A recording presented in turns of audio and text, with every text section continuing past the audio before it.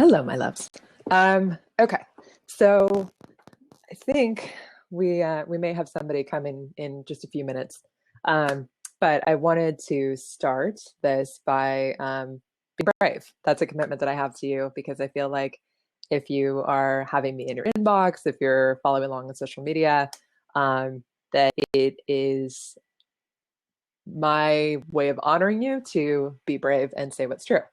And so right now, I've started the Progress Party and no one is here. And that is facing a fear that I had when I didn't think, oh, Katie, you're there. Oh,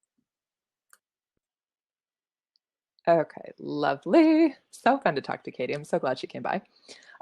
Cool. So I kind of started off with a bit of a dramatic share there. And I wanted to come back to that because, progress parties are something that I wanted to try out. It felt really important to be accessible to you. Certainly, I do private coaching, and today I just launched a new section on the site. It's for my 12-week adventure I call Progress for Life.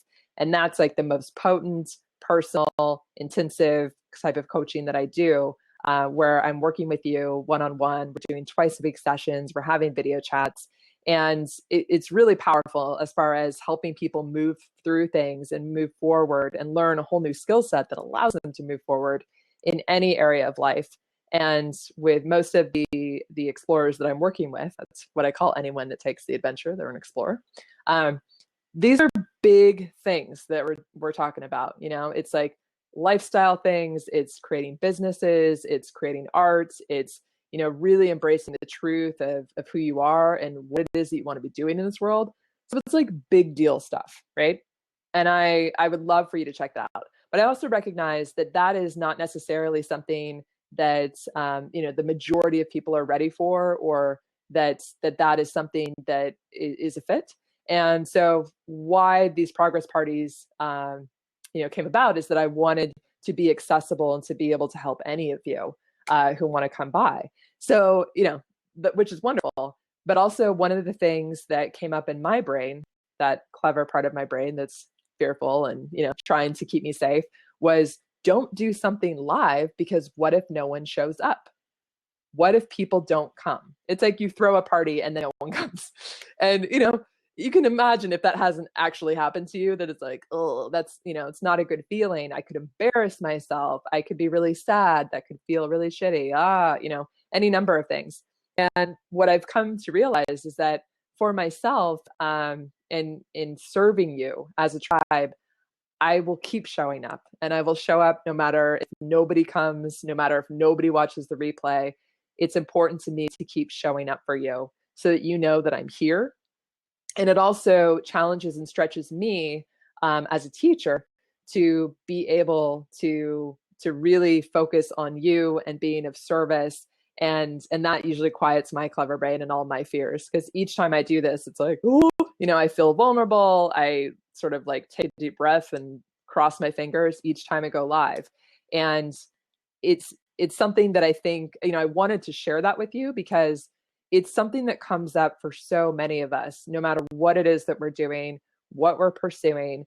But it requires us being vulnerable. It requires us being brave. It requires us to be a bit uncomfortable and, take on like a manageable amount of discomfort, if that makes sense, where it's like your next right step is something that feels scary. It might feel a little hard. It's like, oh, just, it's like if you were to imagine when you are at the top of a water slide, for example, and it's like, yeah, that would be great. I mean, it sounds fun. But when you're standing there looking at the water gushing and the height and everything, it's like, no, I don't know. And it's just like 1, 2, 3, go, and you're off, right?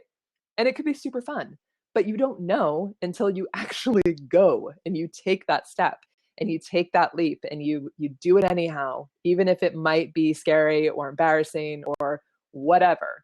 So that's something that just is true for me. And I'm challenging myself to be brave and to, do the things that I teach about, and to really be living this, that it would seem just completely disingenuous and not at all consistent with my values to be encouraging you to do something that I don't do myself.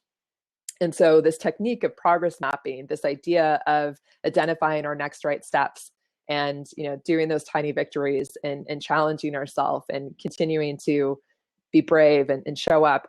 That is obviously something that, can look like a lot of different things in different areas.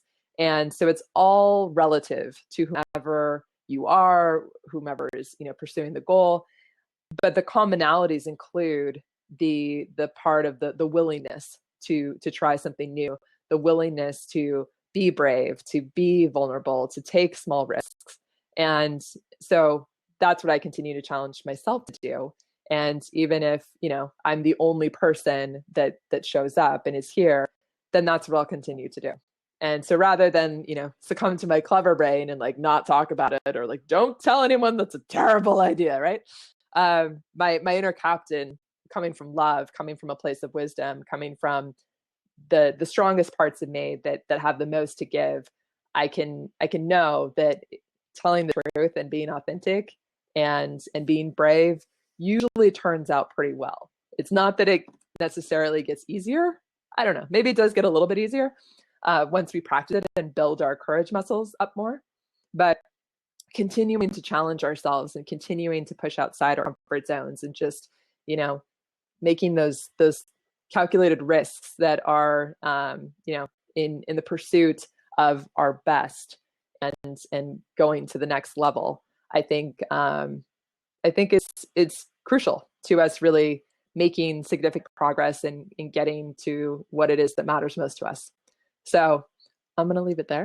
And we are going to be back here. I will be back here next week, Wednesday, 4:30 Pacific Standard Time, and look forward to it. So until then, enjoy. I'll see you guys soon.